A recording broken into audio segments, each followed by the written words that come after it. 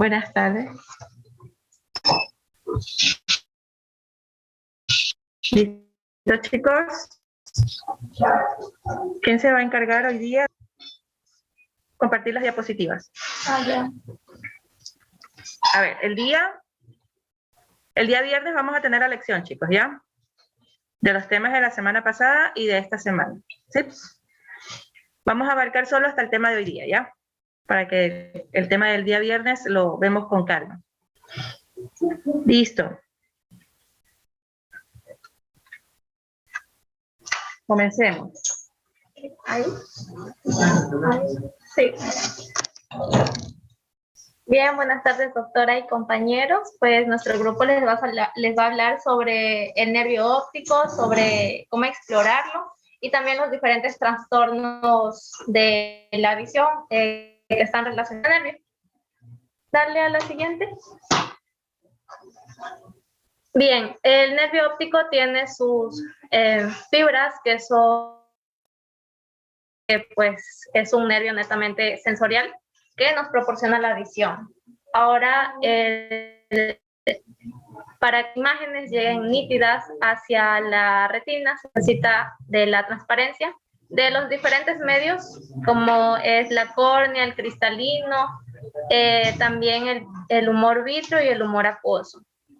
Entonces, una vez que el haz de luz llega hasta la retina, si podemos observar, existen diferentes células dentro de la retina, como son los fotorreceptores, las células bipolares y también las células ganglionares de la retina.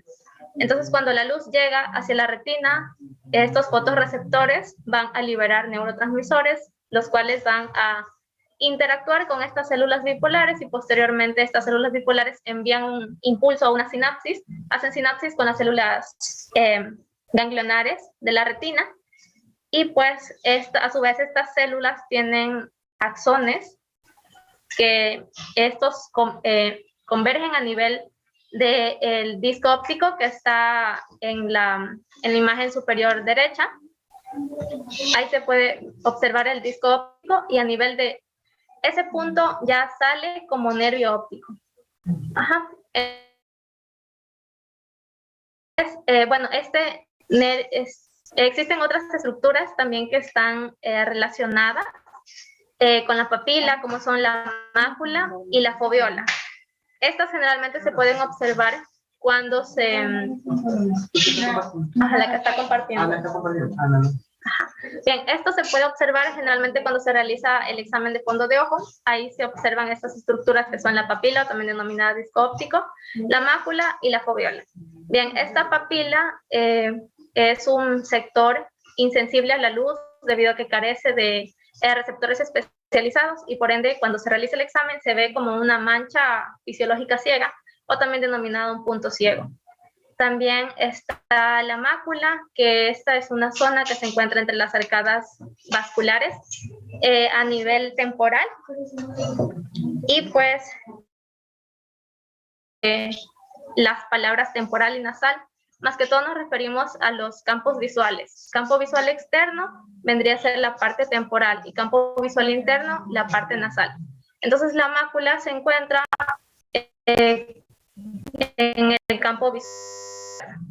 Y dentro de la mácula también existe una estructura que es la foveola o fovea también, la cual más que todo es un sitio de concentración de conos, lo cual nos permite discriminar mejor un objeto. Dale a la siguiente. Bien, entonces, bueno, como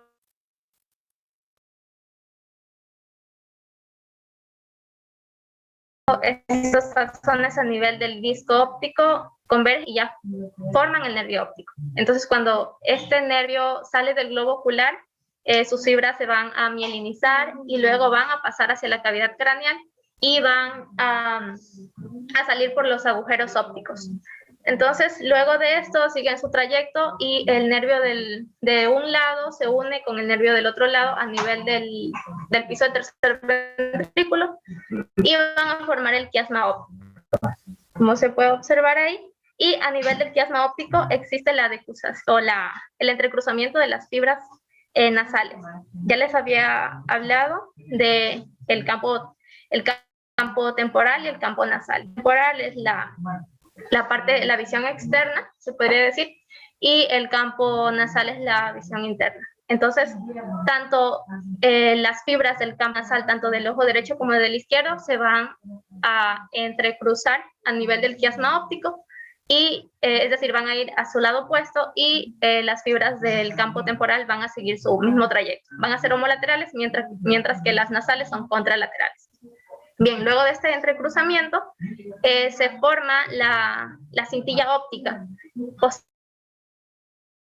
a nivel del hipotálamo, y también a nivel de los, va a ir en dirección posterolateral, pedúnculos cerebrales, y va a llegar hasta el cuerpo geniculado externo, también denominado cuerpo geniculado lateral.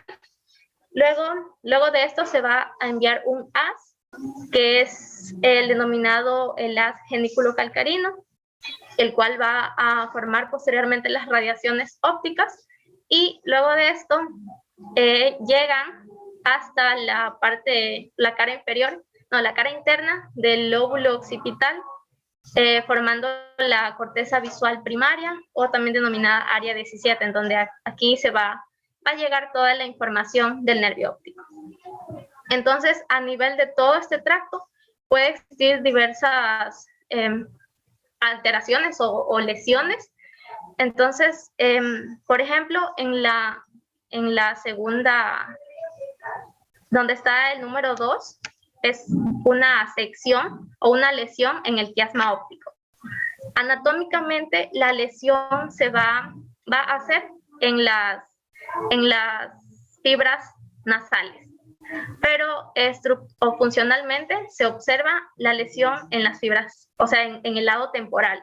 Y esto se debe justamente a este entrecruzamiento de las fibras, debido a que pues el cuerpo geniculado, las células del cuerpo geniculado lateral van a llevar la información del ojo izquierdo hacia el hemisferio derecho, mientras que las del lado derecho la va a llevar hacia el lado izquierdo.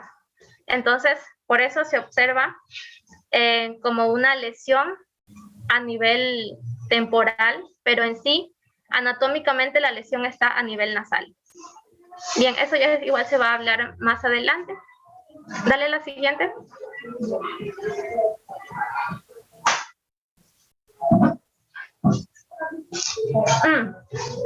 Bueno, para explorar el nervio óptico existen diversos exámenes, que son el examen de la agudeza visual, también está el examen de la visión de colores, el fondo de ojo y el campo visual. Entonces, dentro del examen de la agudeza visual se va a explorar más que todo la función macular, ya que esta comprende el 50% de los axones del nervio óptico. Entonces aquí se van a utilizar unas tablas, que son las tablas de Snellen y las tablas de Jäger.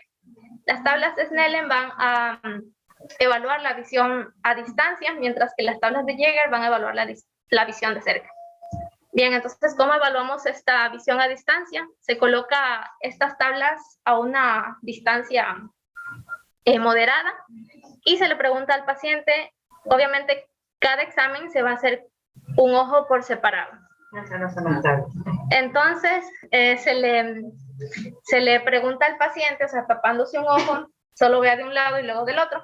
Entonces se le pregunta al paciente si es capaz de leer las letras y los símbolos en todas las líneas de esta tabla. Entonces, si el paciente dice que sí, decimos que su agudeza visual es normal.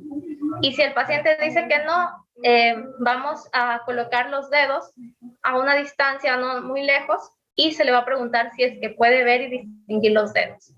Y si el paciente dice que sí los puede ver, se denomina visión cuentadedos. Y si el paciente no puede ver, o sea, los ve, pero no los puede discriminar o distinguir, se denomina visión de bulto. Y en caso de que el paciente solo perciba solo tenga una pequeña percepción de luz sobre la pupila, se denomina visión luz.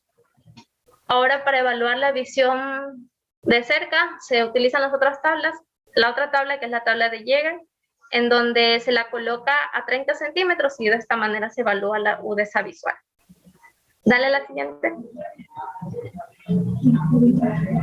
Bien, existen diversas alteraciones de la agudeza visual. Está la ambliopía, que es una disminución de la agudeza visual. Esta puede ser por diferentes causas, por ejemplo, por vicios de refracción, en casos de una miopía, por opacidad del cristalino, como en una catarata, y también por alteraciones de la retina, como en una retinitis pigmentaria. En la primera imagen se puede observar, es como un paciente vería, como un paciente con catarata va a ver. Y la segunda, en donde está la niña, es cómo ve un paciente con miopía, y la siguiente es cómo ve un paciente con alguna alteración de la retina. Otra alteración es la amaurosis, que es la pérdida de la visión, o también denominada ceguera. Esta amaurosis, pues, suele ser debido a alguna lesión en el nervio óptico, en las vías, o también en la corteza visual. Y cuando es en la corteza visual, las causas suelen ser vasculares, metabólicas, traumáticas, infecciosas, neoplásicas, degenerativas, tóxicas, inflamatorias y también nutricionales. En el caso de que esta pérdida de la visión sea de manera transitoria y solo sea unilateral, debido a alguna ateroembolia de la arteria oftálmica, se denomina amaurosis fugaz. Siguiente. Bien, el otro examen es la visión de colores, en donde aquí se va a utilizar también otras tablas, que es las tablas de Ishihara, en donde más que todo consisten en unos círculos que tienen colores, y dentro de estos colores tienen números. Entonces se le pide al paciente que lea el número que está dentro de este círculo de colores, y si obviamente dice los números correctos, como 7, 13, 16, 8, 12, 9, la visión de colores está normal. Ahora, si el paciente dice otro número que no es, tiene una alteración de la visión de colores que se denomina discromatopsia. Ahora también se lo puede evaluar mediante unas papeles o cartulinas de diferentes colores, y se hace que el paciente los ordene por tonos, o sea, por colores, dependiendo de los tonos. Siguiente. Y dentro de las alteraciones de la visión de colores, estas alteraciones pueden ser tanto congénitas como adquiridas. Dentro de las congénitas está el daltonismo, que es una enfermedad genética hereditaria. Y pues aquí, en el caso del daltonismo, la afección cromática suele ser con dos colores opuestos, como por ejemplo rojo y verde, y amarillo y azul. Y el que suele ser más frecuente es rojo y verde. Entonces, en esa imagen podemos observar cómo sería una visión normal y cómo vería una persona con daltonismo. El color rojo lo ve verde, en el caso de esta alteración de rojo y verde. Y también la lesión puede ser adquirida, la alteración puede ser adquirida debido a alguna lesión de la parte posterior de la vía visual. Y en caso de que el paciente vea los objetos sin color, la lesión es occipital y se denomina acromatopsia. Y en caso de que el paciente vea los objetos con un color diferente al real, se denomina metacromatopsia. Y cuando el paciente ve los objetos de un solo color, se denomina monocromatopsia. Generalmente hay pacientes que ven solo el color amarillo, se denomina xantopsia. Y también existe otra alteración de la visión de colores, que es la agnosia cromática, en donde este es un trastorno en identificar los colores debido a una lesión del lóbulo occipital subdominante. Gracias. Ya. Siguiendo con el tema, tenemos una segunda etapa del examen físico, que es el examen del campo visual. Esta tiene que ser evaluado en un consultorio igualmente, y se va a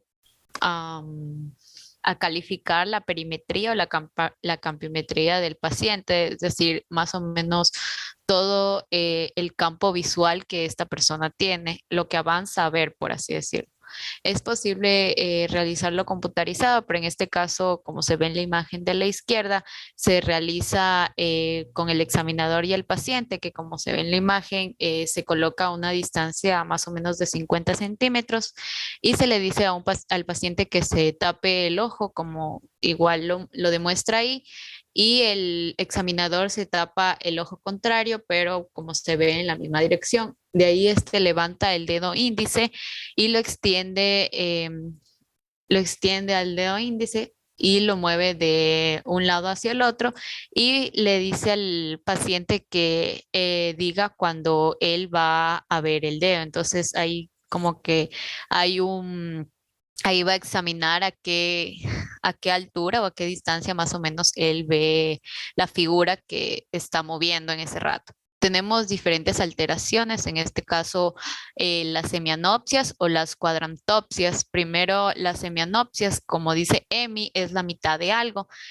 Y entonces tenemos que va a comprometer la mitad del campo visual. Cuando corresponde a los lados homólogos, como se ve en la imagen de la izquierda y subrayado a la parte izquierda, se denomina hemianopsia homónima izquierda.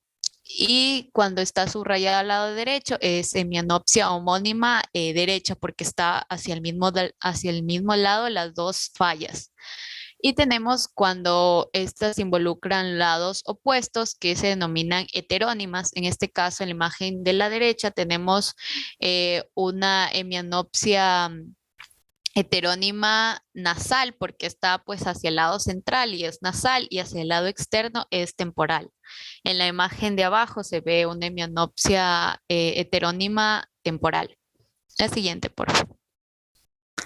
Ya, siguiendo tenemos las cuadrantopsias, que en este caso es cuando se encuentra comprometido un solo cuadrante del campo visual, es decir, como que dividimos el ojo en cuatro y solo un cuadrante de esos, como lo está señalando, es el que está comprometido. En este caso tenemos una cuadrantopsia temporal superior porque está hacia el lado superior y además está un solo cuadrante y es el lado externo. Los defectos campimétricos se denominan congruentes cuando existe una correspondencia punto a punto del defecto en cada campo. Y cuando no se observan los campos visuales defectuosos se denominan incongruentes. Cuando tenemos una lesión del nervio, dale la siguiente, por favor. La siguiente, otro clic. Y otro. Y otro. Ya. Cuando tenemos la lesión en el nervio óptico que está señalado en la bolita más pequeña, esta va a tener una ceguera homolateral, es decir, de un solo lado, porque pues hay una lesión en un solo nervio que va a un ojo. Entonces, cuando se produce una lesión en el sector medial del quiasma óptico, que está encerrado en el círculo más grande arriba, ya. Justo está partida y en la mitad, digamos, si hay una lesión a ese nivel, se constituye una hemianopsia binasal, porque como vemos, estas se entrecruzan y van al lado nasal, van hacia adentro, no van al lado temporal. Entonces, aquí sería una hemianopsia binasal. Esto suele ocurrir en los tumores de hipófisis. De aquí tenemos lesiones separadas y simétricas en las partes externas del quiasma, ahora ya no en la parte que se entrecruzan, sino en la parte externa. Y esta va a ser una hemianopsia... Ay, no, me confundí. A ver, cuando están en el quiasma y estas tienen una lesión en el centro, estas se entrecruzan y van al lado nasal, pero como explicó Alison, estas se refractan hacia la parte externa y va a ser una lesión en la parte temporal. Entonces es una hemianopsia bitemporal. Me confundí. Y cuando es una lesión en la parte externa, esta se va a refractar hacia el lado central. Entonces, de la parte temporal, se refracta a la parte interna, que va a ser una hemianopsia binasal. La binasal suele darse en malformaciones vasculares y tumores hipofisiarios. También cuando hay una lesión en la cintilla óptica da lugar a una hemianopsia homónima contralateral, casi siempre incongruente porque es en la parte posterior y pues no hay cómo examinar muy bien en esta parte. Las causas más comunes son vasculares y tumorales. La lesión de las radiaciones ópticas, que son igualmente aún más atrás, ya dando hacia la parte occipital, estas provoca una hemianopsia homónima contralateral debido al compromiso que hay en las fibras temporales homolaterales, porque vienen después de la parte de atrás, y si hay un compromiso atrás, tampoco va a haber cómo examinarlo muy bien, pero generan igualmente un compromiso en la parte de la visión. A este nivel, las hemianopsias suelen ser congruentes y respetan la visión central.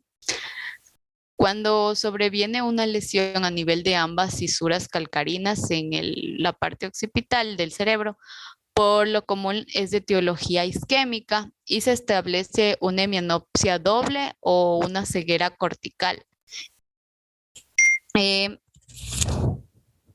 La siguiente, por favor. Tenemos otra parte del examen físico, que es el examen de fondo de ojo, que en esta es fundamentalmente, tiene que haber poca luz y se debe encontrar el examinador y el paciente a una distancia considerable.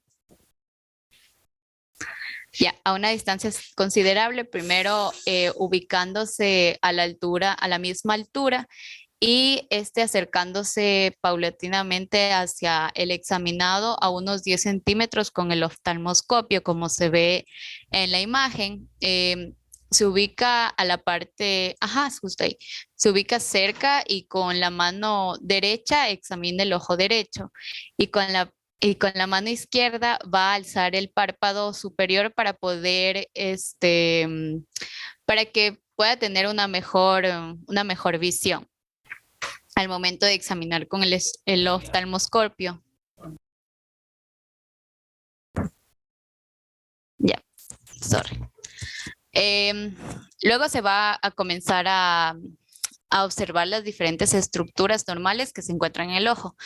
Se observa en primer lugar, como se ve en la imagen, señalado con el círculo, con el 1, que es la papila óptica que explicó mi compañera, que es una estructura circular, plana, amarilla rojiza, y a partir del cual emergen, como vemos igual, diferentes vasos entre arterias y venas. Y las venas retinianas son de mayor tamaño y tienen un color más oscuro que las arterias. En el centro de la papila suele encontrarse lo que es la excavación fisiológica. Y a continuación también vamos a mencionar a la mácula, que es la partecita roja oscura señalada con el número 2, que esta es una zona central y no se encuentra vascularizada como la papila, que de ella se ve que emergen arterias y venas. La siguiente. Pon el video, por favor. La mano sobre la ceja del paciente, manteniendo el haz luminoso enfocado sobre el reflejo. Acérquese con el oftalmoscopio hacia la pupila, conservando sus 15 grados de angulación en todo momento, hasta que esté muy cerca o casi tocando las pestañas del paciente. Mantenga sus dos ojos abiertos y relajados mientras hace todo esto. Esto ayudará a reducir cualquier borrosidad fluctuante que se pudiera presentar. Una vez cerca, podemos reducir el brillo de la luz para que la exploración resulte más cómoda para el paciente y mejorar las observaciones. Ya, ahí está realizando el examen visual, y después igual explica lo que encontramos en el examen del fondo de ojo. La siguiente.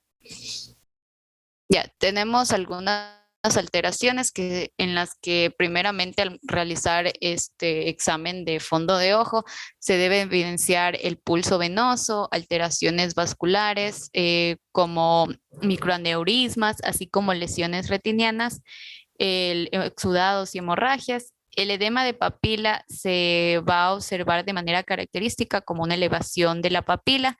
Como se ve en la imagen de la izquierda, hay un borramiento de su contorno porque este se va a expandir. Y también se encuentra ausencia de pulso venoso y las arterias se van a encontrar adelgazadas.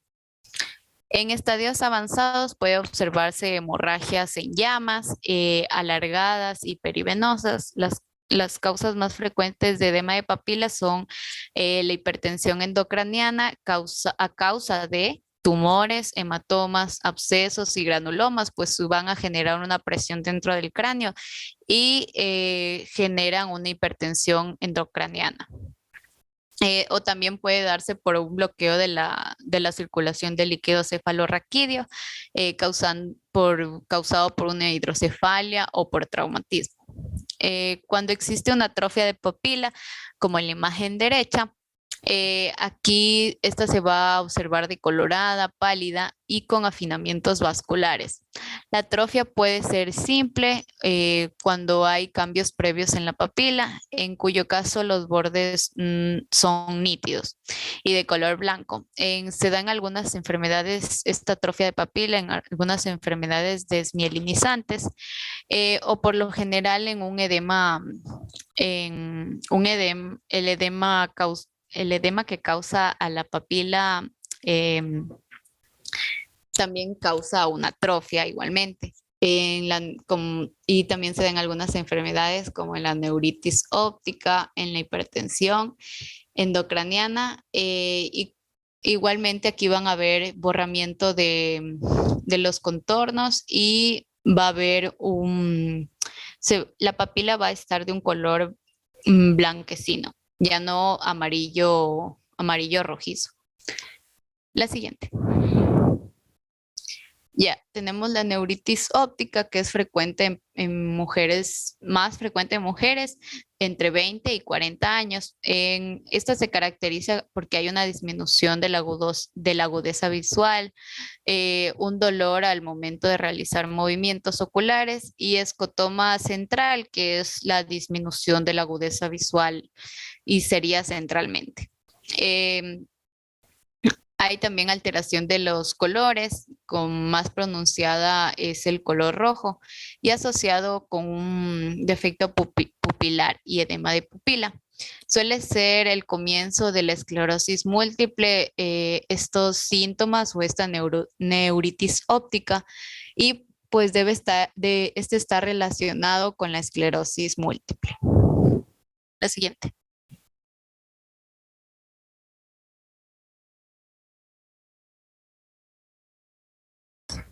Bueno, yo voy a continuar hablando sobre las alteraciones del nervio óptico.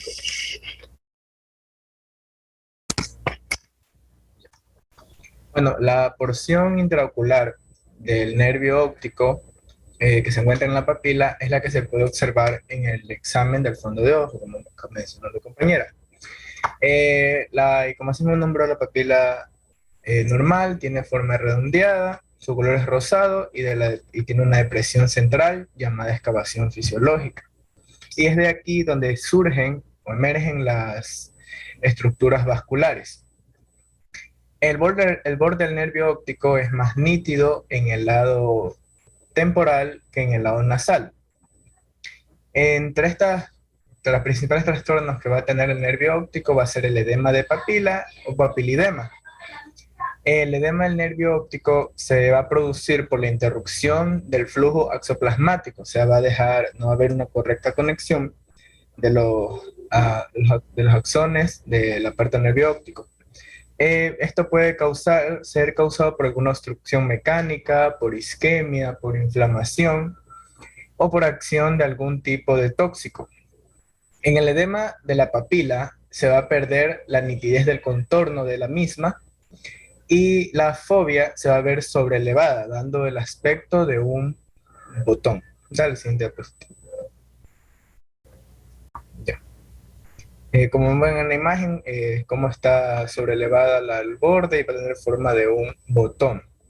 Aquí pueden hallarse hemorragias perivasculares ante la presencia del edema. Se puede contrastar que sea el edema de la papila puede ser unilateral o bilateral, mientras que el papiledema se le refiere así cuando el edema es bilateral del nervio óptico, causado por alguna hipertensión endocranial mayor a 15 milímetros de mercurio en la parte endocranial, pero este de aquí no va a afectar la agudeza visual del paciente. Ahora, en la atrofia de la papila, puede deberse a algún daño de las capas nerviosas, del nervio óptico, del quiasma o de los tractos ópticos. Esto causa que se vayan perdiendo los axones y la alteración del tejido glial genera la palidez del nervio óptico.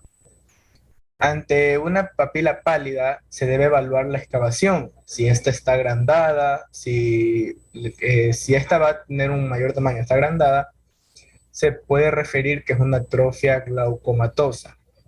En cambio, si la excavación es normal, se debe buscar alguna otra causa, como papiledema crónico, algún tumor, alguna neuropatía, que puede ser isquémica o alguna neuropatía traumática.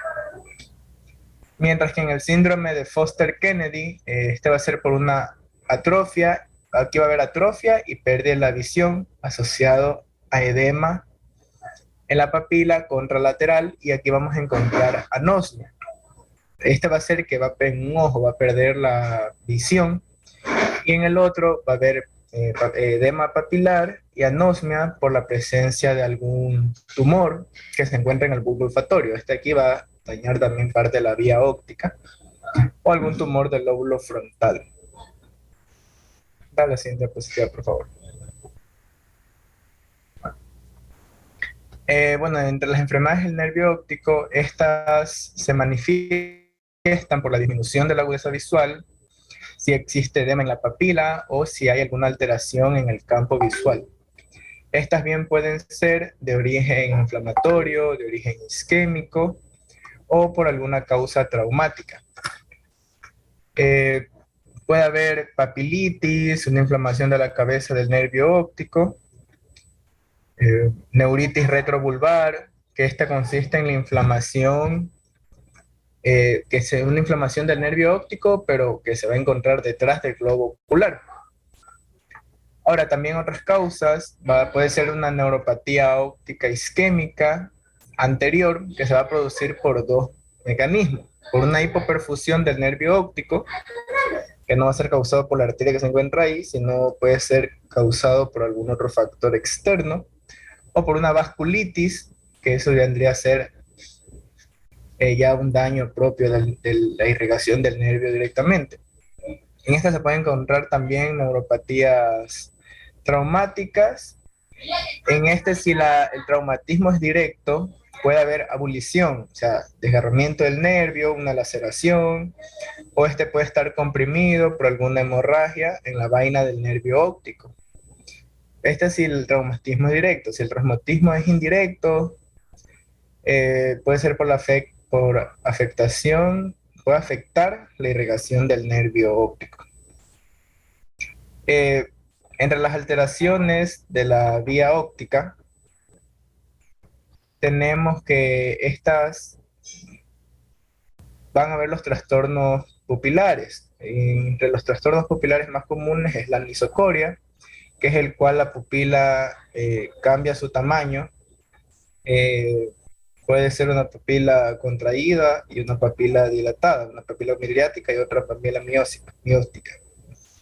Este es porque la parte parasimpática sabemos que la parte parasimpática del nervio de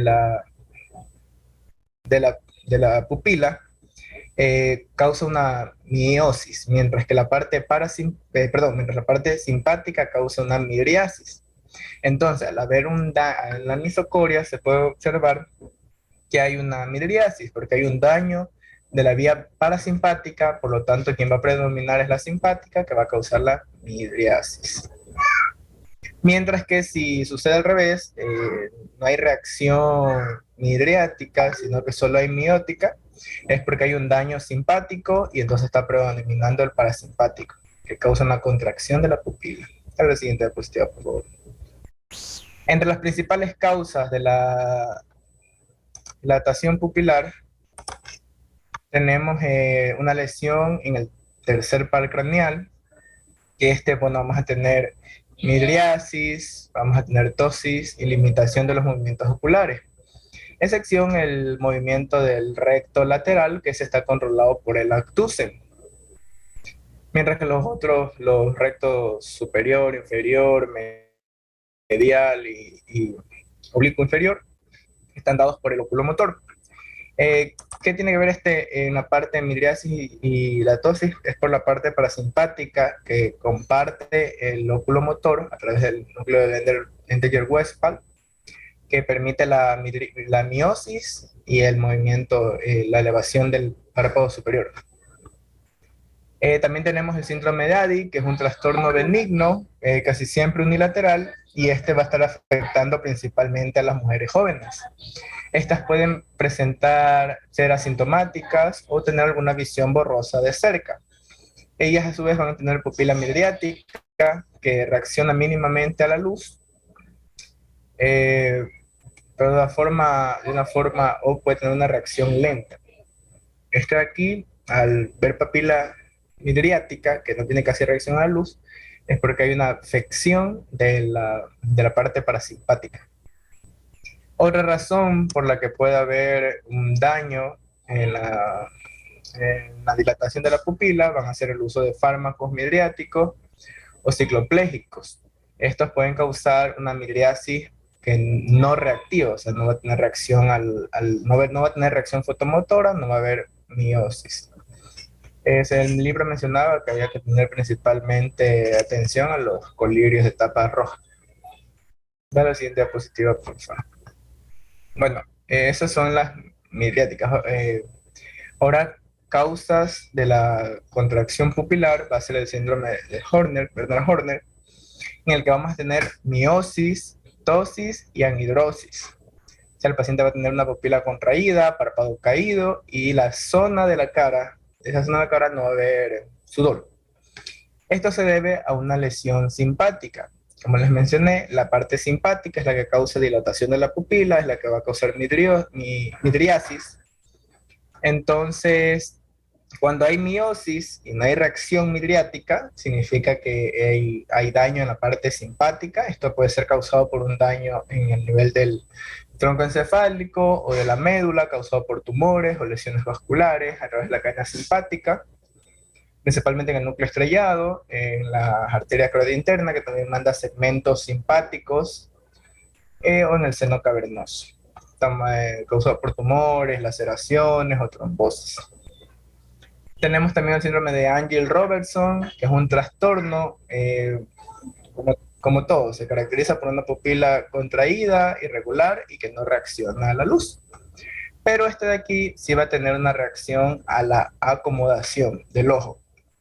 Entre las causas principales de Angel-Robertson puede ser un paciente sifílico, no tratado, una infección sifílica, diabetes o una neuropatía alcohólica a causa por exceso de alcohol o alcohol metílico.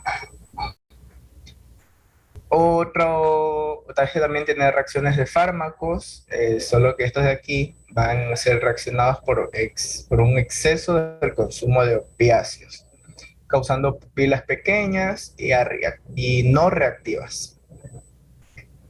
Bueno, también tenemos los trastornos de la motilidad ocular. Esto vamos a encontrar que existen motilidad ocular extrínseca que van a cursar con y sin diplopía. ¿Qué es la diplopía? Visión borrosa.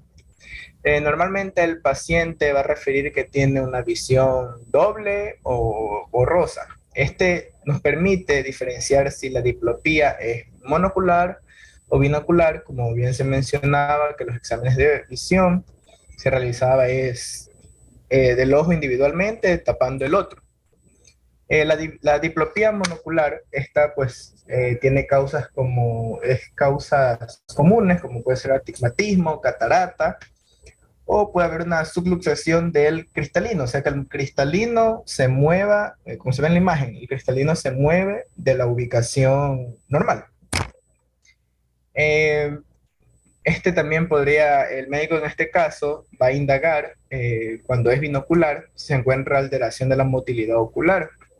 Este deberá indagar por medio de imágenes, una al lado de la otra, o movimientos del ojo, si la diplopía es mayor a leer, o si es mayor a mirar de lejos, si varía a lo largo del día, y si esta viene de síntomas acompañantes, como puede ser la debilidad de los miembros, disfagia, disnea, o algún trastorno tiroideo, o presenta algún otro signo neurológico.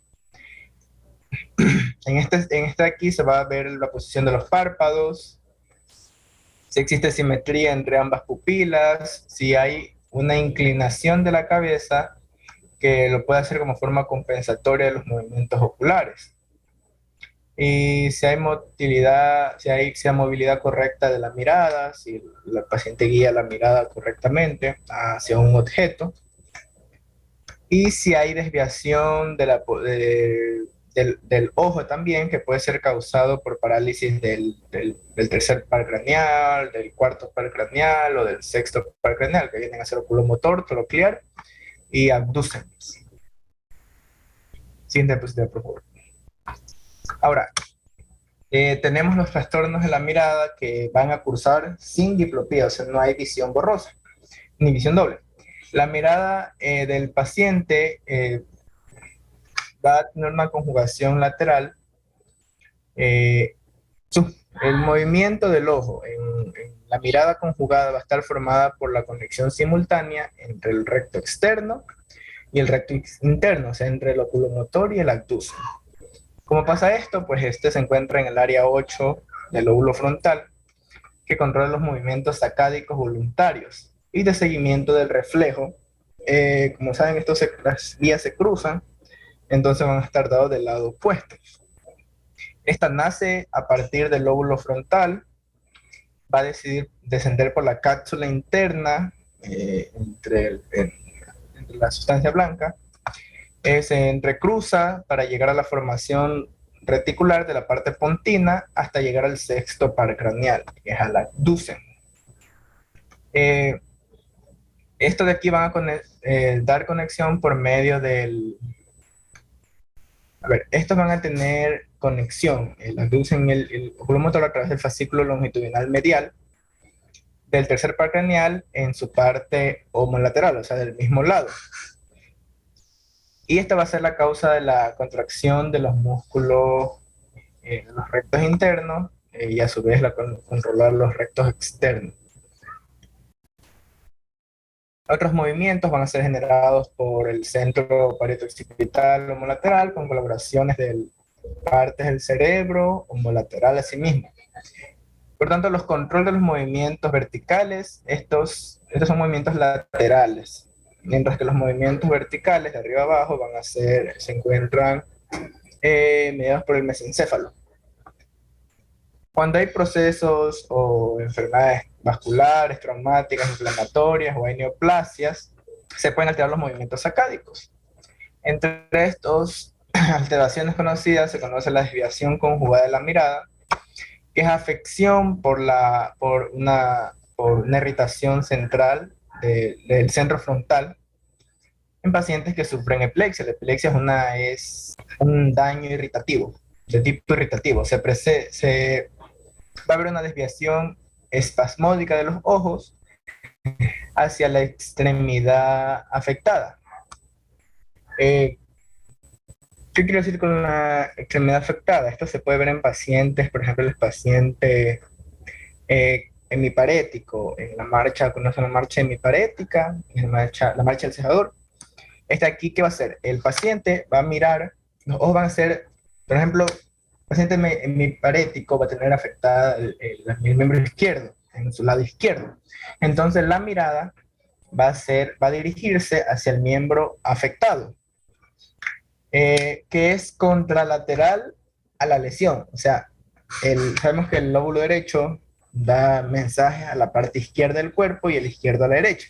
Entonces, si el ojo ve al lado de la lesión, va a estar contralateral de la lesión. O sea, la lesión está en el lado derecho, pero el ojo va a mirar hacia el lado izquierdo, donde el miembro sufre la lesión que está en el lado derecho. Asimismo, en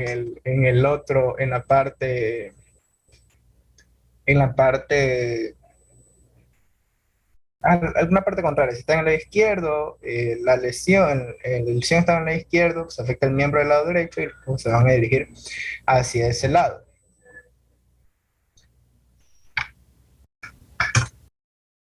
Ya. Ahora, esto es cuando van ya después de la deposición de las señales, pero cuando estas suceden en el área frontal, ¿cómo se llama? A ver, miren, cuando la lesión se halla a ver, estas lesiones miran en teoría al lado contralateral de la lesión, pero cuando esto sucede, esto es antes de la decusación de las pirámides, pero cuando sucede después de la decusación de las pirámides, eh,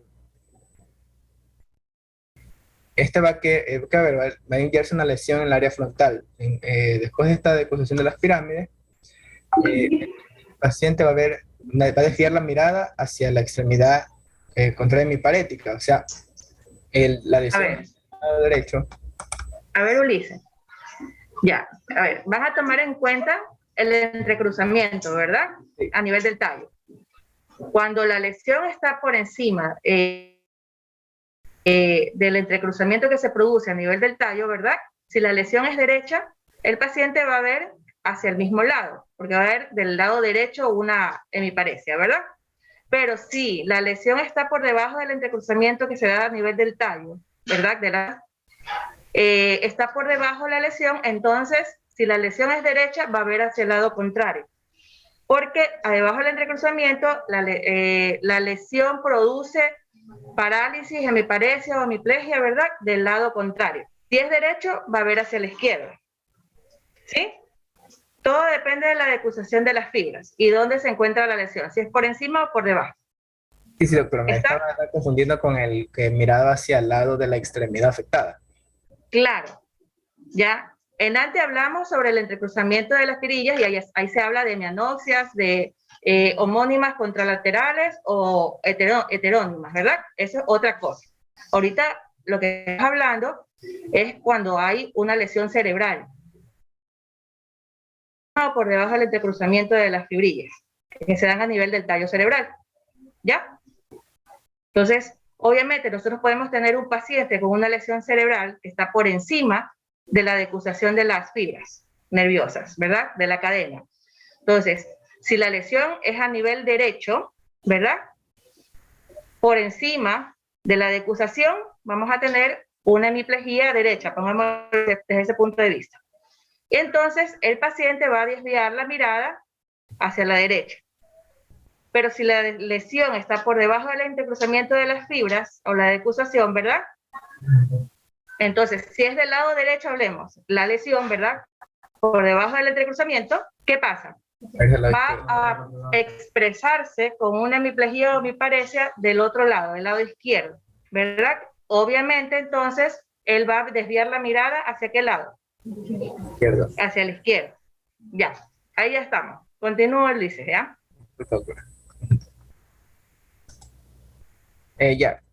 Por último está el síndrome de Parinao, que se radica en una lesión mesencefálica que es común encontrarlo en tumores de la glándula pineal, de la región pineal, hidrocefalia, en pacientes con esclerosis múltiple y en pacientes con accidentes cerebrovasculares.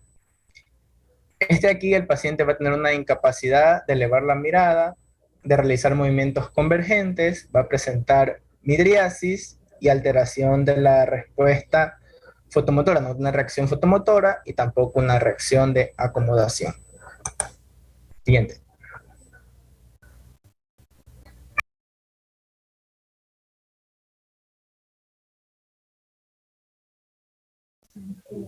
Continuando con la exposición, en el enfoque diagnóstico, es importante hacer hincapié en el interrogatorio de qué manera empezó el cuadro. Es decir, preguntarle si este empezó de una manera brusca o progresiva, si es que fue total o parcial, si es que es de un ojo o es de ambos. Esto último es muy importante, ya que muchos pacientes pueden referir que solo ven una parte del campo visual o que solo ven una parte del objeto, de los objetos en general. Entonces, a partir de estas consideraciones, se puede establecer una clasificación de estos trastornos de pérdida de la agudeza visual. El primero es cuando ocurre una disminución transitoria de la visión. Aquí tenemos una subclasificación. Cuando se da unilateral en las personas jóvenes, ocurre lo que es conocido como el aura. No sé si algunas personas aquí tengan migraña, conocen de lo que se está hablando. que es el conjunto de síntomas que preceden a la cefalea. Es decir, síntomas como por ejemplo hormigueo en las manos, también se puede presentar destellos de luz o puntos ciegos. La duración de estas auras va a ser de minutos, va a preceder al dolor de cabeza, que va a aparecer incluso hasta 40 minutos después de que apareció la primera aura. Ahora, en pacientes mayores a los 50 años, la causa más común de este trastorno son las embolias. Esta se puede dar, por ejemplo, por una arritmia, valvulopatías, también cuando existen lesiones ulcerosas en la arteria carótida interna. Una placa ulcerosa en la arteria carótida interna. Aquí va a ser necesario exámenes complementarios, por ejemplo, y diversos otros. En la bilateral, aquí los síntomas van a ocurrir después del dolor de cabeza, es decir, no van a haber auras. Va a ser importante aquí primero descartar que hayan ocurrido lesiones occipitales, por ejemplo, una hemorragia, una isquemia, o también tumores. Aquí la tomografía y la resonancia magnética van a ser útiles para poder detectar el agente etiológico. Siguiente diapositiva. Bien. Ahora tenemos la neuritis óptica anterior y también la neuritis retrovulvar. La neuritis óptica anterior se da con mayor frecuencia en las personas jóvenes, una mayor incidencia en mujeres. Esta va a ser usualmente unilateral. La persona va a percibir colores desaturados, es decir, oscuros, y también dolor al realizar movimientos oculares. La papilitis, que vendría a ser la neuritis óptica más común, se presenta en 1/3 de los casos. Esta va a cursar con edema e hiperemia papilar. Y el origen de esta neuritis óptica va a ser la mayoría de veces por un agente infeccioso. Y en los niños puede ser bilateral. En la neuritis retrovulvar, todo lo contrario a la neuritis óptica anterior, puede ser aislada o sí se puede producir por procesos patológicos, por ejemplo, un proceso desmielinizante, uno vírico, uno vasculítico o también uno granulomatoso. Aquí la resonancia magnética va a ser necesaria para cualquiera de estos casos, ya que en esta se puede detectar que existen lesiones desmielinizantes en la sustancia blanca periventricular. Esto va a ser signo de esclerosis múltiple. Otro examen importante es el examen de campo visual. Aquí se van a poder detectar defectos difusos, altitudinales y también centrales. El pronóstico de recuperación de estas personas es bueno e incluso se les puede administrar corticoides por vía intravenosa. Y un diagnóstico diferencial de esta neuritis retrovulvar es incluye lesiones que se pueden dar en el nervio óptico, lesiones que pueden ser infiltrativas o también lesiones compresivas, que también pueden producir proptosis y dolor al mover los ojos. Siguiente diapositiva. Ya. Ahora tenemos la oclusión venosa y la oclusión arterial. En la oclusión venosa va a ser indolora, va a afectar a la vena central de la retina o a cualquiera de sus ramas. La intensidad de esta afección va a depender netamente de la severidad de la obstrucción y también de otras complicaciones que vienen acompañadas a esa. Por ejemplo, el edema y la isquemia macular. En la oclusión arterial se va a encontrar obstruida la arteria central de la retina. Esta también va a ser unilateral e indolora y se va a presentar DPR, que va a ser defecto pupilar aferente relativo. Estas dos se van a poder diferenciar a partir de un examen de fondo de ojo, mientras que en la oclusión venosa se va a poder observar dilatación y tortuosidad venosa. En la imagen de abajo podemos observar unas manchas algodonosas. Y en la arterial se va a poder observar palidez, fragmentación de la columna sanguínea, un halo de luz alrededor de la oclusión arterial. Siguiente diapositiva. La neuropatía isquémica anterior, o también llamada como noia, esta puede ser arterítica o vasculítica, o también no arterítica. La no arterítica se va a dar en pacientes que van desde los 60 a los 70 años, que tienen riesgo vascular, mientras que la arterítica o vasculítica se va a dar en pacientes incluso mayores que van a presentar síntomas, por ejemplo, decaimiento, fiebre, cefalea, también claudicación de la mandíbula. Ambos van a producir disminución en la agudeza visual, DPR. En la neuropatía óptica traumática, como su nombre mismo lo indica, está producida por un traumatismo, ya sea cefálico, orbital o de globo ocular. Aquí la evaluación de esta agudeza visual no va a ser muy clara, ya que muchas veces los pacientes por el trauma mismo van a llegar con alteraciones en la conciencia. Es así que el signo del compromiso del nervio óptico se va a dar a partir de este defecto pupilar aferente relativo, ya que muchas veces el nervio óptico no se encuentra afectado, incluso después de haber ocurrido el trauma, sino que ocurre después de una semana. Estos traumatismos y existen fragmentos de hueso en el nervio o en la vaina del mismo, se puede tratar quirúrgicamente, pero cuando son lesiones por laceración, estas no van a tener un tratamiento. Siguiente diapositiva. Siguiente, ahí. Ya, y por último tenemos la disminución aguda y persistente, pero bilateral. Esta se va a dar por lesiones quiasmáticas o también retroquiasmáticas. El quiasma es el que está en el numerito 4 de la imagen de la izquierda, y en la imagen de la derecha podemos observar un tumor comprimiendo el quiasma, lo que va a afectar a la agudeza visual. Gracias.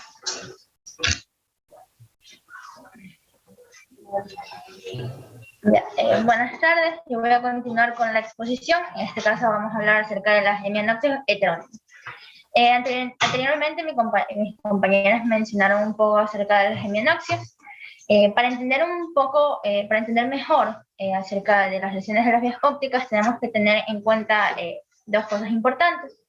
Primero, existen campos visuales. Tenemos los campos visuales nasales, que son los que se encuentran, como su nombre mismo lo indica, más hacia la parte medial, más hacia la nariz, y los campos temporales, que estos se encuentran más hacia la parte lateral. Aquí existe un entrecruzamiento importante. Si puedes señalar con el puntero en la parte del ojo, tenemos dos tipos, o sea, dos fibras. Las fibras que se encuentran en el lado medial y las fibras lateral, que son las de color verde, que están hacia la parte de afuera. Entonces, aquí las fibras que están en el lado medial van a recolectar la información proveniente del campo que se encuentra en el lado lateral. Entonces, las fibras del lado medial te dan información del campo temporal, mientras que las fibras que se encuentran en el lado lateral, o sea, las que se encuentran más hacia afuera, van a traer la información del campo nasal, que es el campo que se encuentra en la parte más medial. Entonces, si tenemos una lesión quiasmática, esta puede resultar de un adenoma de la hipófisis, de un meningioma paracelular, de un aneurisma de la carótida interna o incluso de un craniofaringioma. Si tenemos una lesión a este nivel, como podemos observar, las únicas fibras que se ven afectadas son las fibras que se encuentran en el lado medial. Y estas fibras eran las encargadas de transmitir la información obtenida de los campos temporales o los campos laterales. Esto significa que en un paciente que ocurre una lesión quiasmática va a tener una hemianopsia bitemporal, porque la información que no se va a procesar, la información que no va a llegar a la corteza occipital, va a ser la información del campo temporal. Diagramándolo, representaría el diagrama 2, en el que observamos el ojo izquierdo, el ojo derecho, y está dividido en dos. La mitad de medio sería el campo nasal, la mitad externa el campo temporal, y lo que está con color representa a los campos que se encuentran lesionados, o sea, la información que no se transmite, que sería la de los campos temporales. Otra afección que puede provocar una disminución de la visión es la apoplejía hipoficiaria. Este de aquí se produce cuando, al existir un adenoma en la hipófisis, este puede sufrir una hemorragia o un infarto, o ambos, o sea, una hemorragia que provoca el infarto. El paciente va a presentar un cuadro clínico, aproximadamente el 95% de pacientes va a presentar cefalias, y el 78% de ellos van a presentar diplopía. En el caso de la diplopía, esta de aquí se provoca por una compresión que existe tanto de los senos cavernosos como de ciertos pares craneales, como por ejemplo el par craneal 3. Ahora, también se va a provocar una disminución de la visión. Esta disminución de la visión se presenta en aproximadamente la mitad de los pacientes y esta resulta dependiendo de dónde se encontraba el adenoma. Si el adenoma se encontraba a nivel del quiasma óptico, a nivel del tracto óptico, a nivel del nervio óptico. Dependiendo de este va a ser el grado de afectación de la visión. Siguiente diapositiva. Luego hablando sobre la disminución progresiva bilateral de la visión, mi compañera mencionó acerca también de una disminución de la visión, pero esta era una disminución aguda.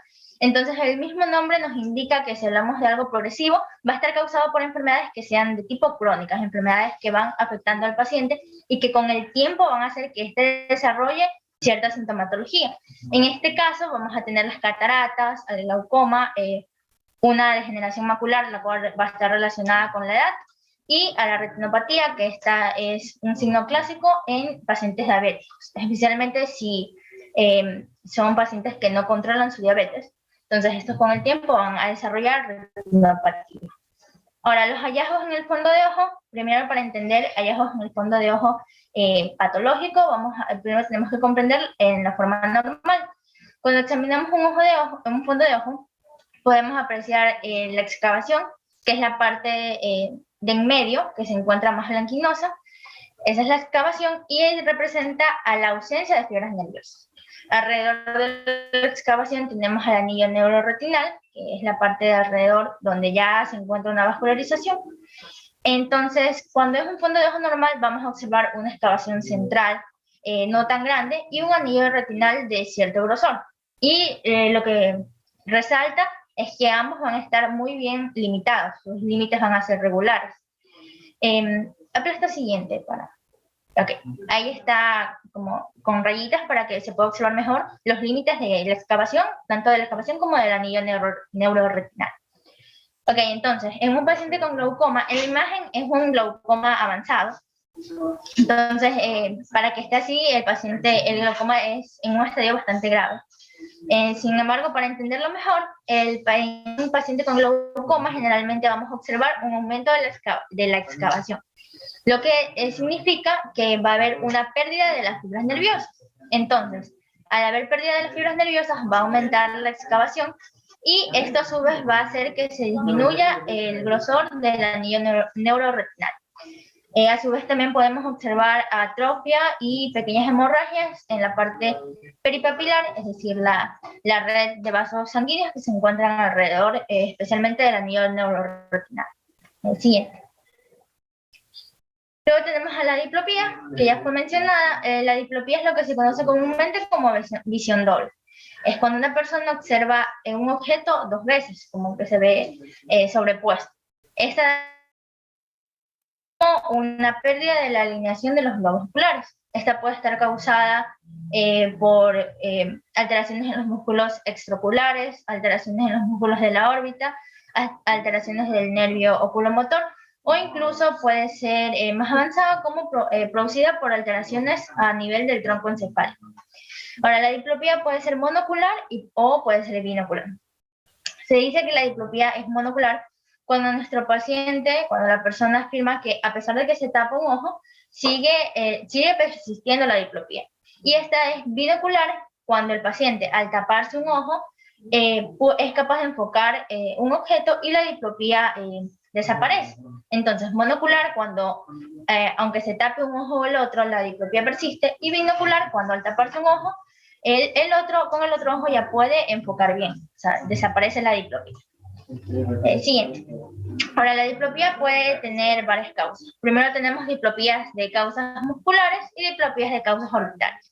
En el caso de las diplopías de causas musculares y diplopías de la placa neuromuscular, vamos a primero a entender un poco de la diplopía causada por una enfermedad llamada miastenia grave.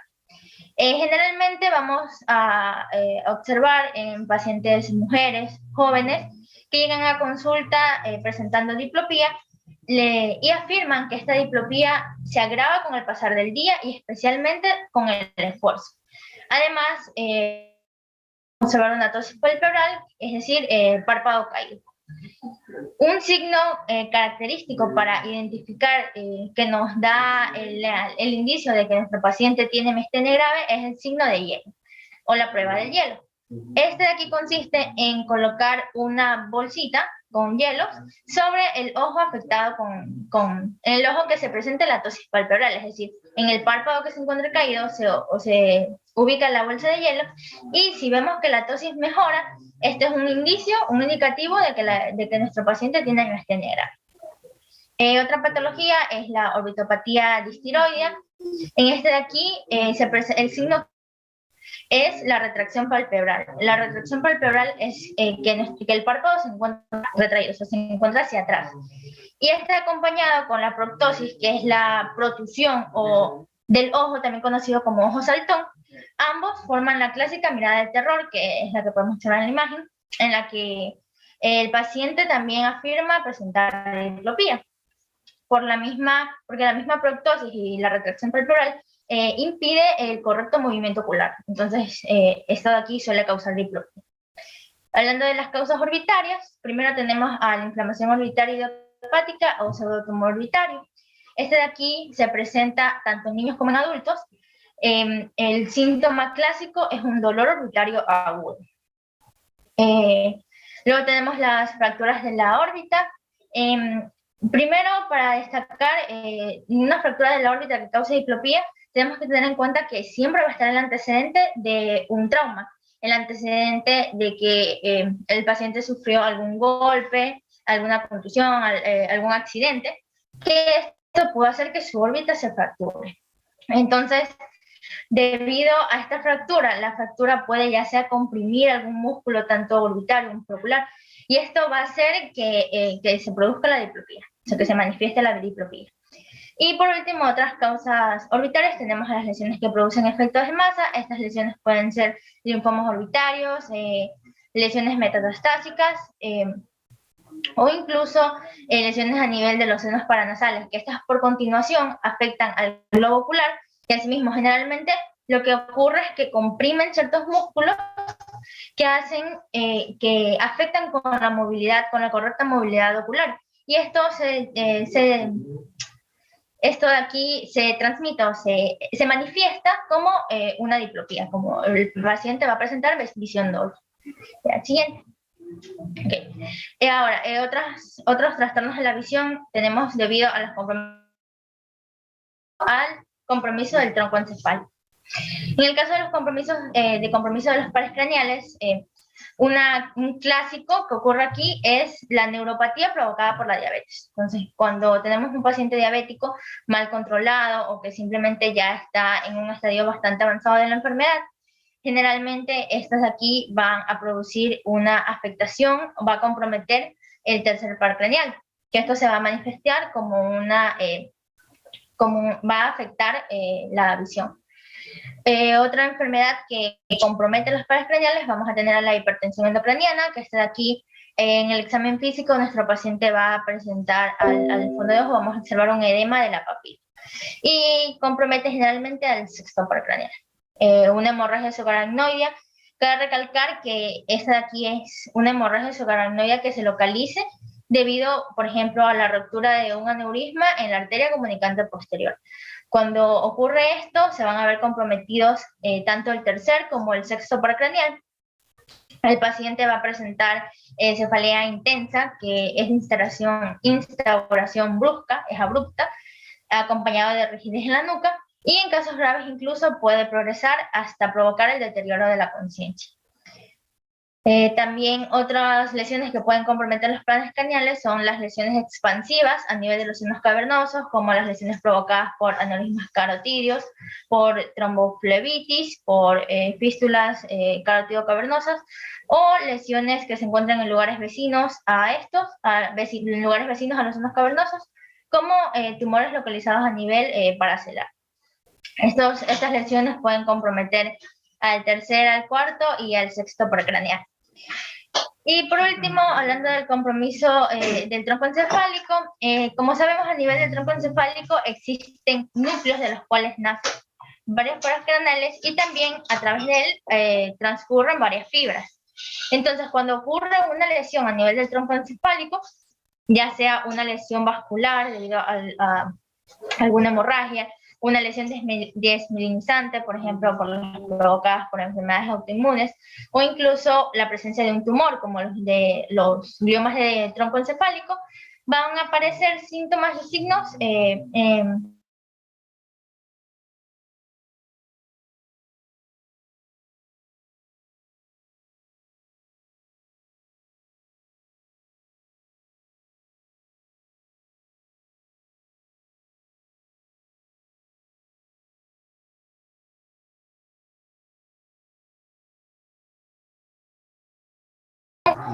Listo, chicos. ¿Alguna pregunta?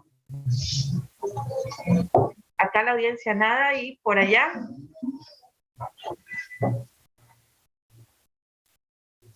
¿No tienen preguntas para sus compañeros?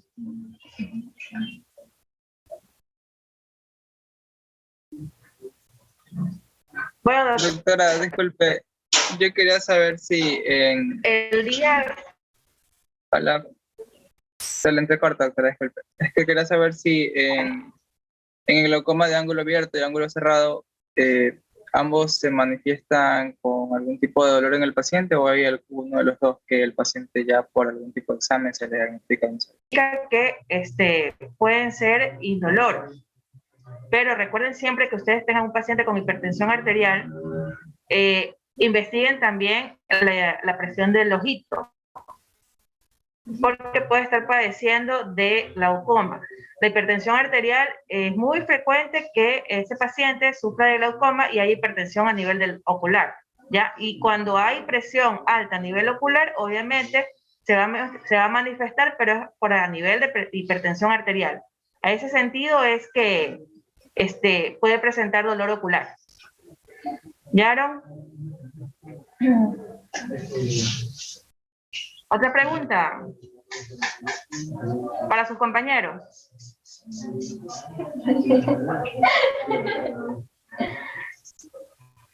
no nos quedan.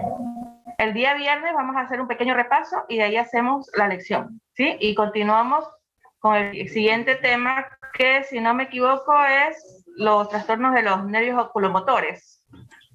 No, mareos, vértigos, equilibrio, la exploración del nervio vestibulo-coclear también, y trastornos del equilibrio. Yo creo que si continuamos así, así perdamos la semana de Navidad, porque creo que del 24 al 31 es feriado y no hay clases, igual vamos a ir a la par con el plan analítico, ¿ya? Porque tenemos que tener nervioso y esquelético antes del examen. Esos dos aparatos entran en el examen el examen del primer parcial. ¿Ya, chicos? Bueno, el día viernes nos vemos a las 4, ¿sí? Ahí nos vamos de largo. Si no tienen más... ¿Qué van el examen? En la ¿Vale? lección, en la lección que En la van a lección hasta hoy día nomás, Yamilet. todo El lo que tema- hemos visto. Los temas, vamos a ver pares craneales. Los pares craneales anteriores y hoy día, ¿ya? No le El escuché. día viernes no.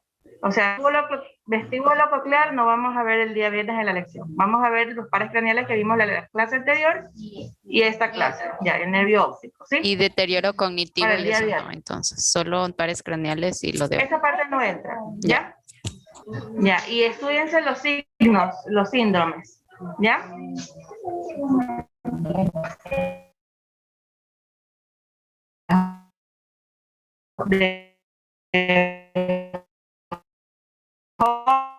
Horner, Ariel Robinson, los síntomas de miastenia gravis, ¿ya? ¿Sí? Ya antes de la lección hacemos un pequeño repaso, un resumen de todo, ¿ya? Listo, chicos, nos vemos el día viernes. Pasen bien. Y preparen el tema para el día viernes igual, porque hay lección, pero hay exposición también, ¿ya? ¿Sí me escuchan? Sí, Sí, se profesora. escucha entrecortado, sí. Sí, Ahí ya se escucha. entrecortado se escucha. Es la señal, chicos, sí. Ahorita hoy día no ha habido buena señal en el hospital. Ya les escribo. Yo me imagino que es por las lluvias, ¿sí? Entonces, hasta el día viernes, jóvenes. Yo creo que es eso. Doctora. Hasta luego, doctora. Pase bien. Gracias, doctora. Gracias, doctora. Gracias, doctora.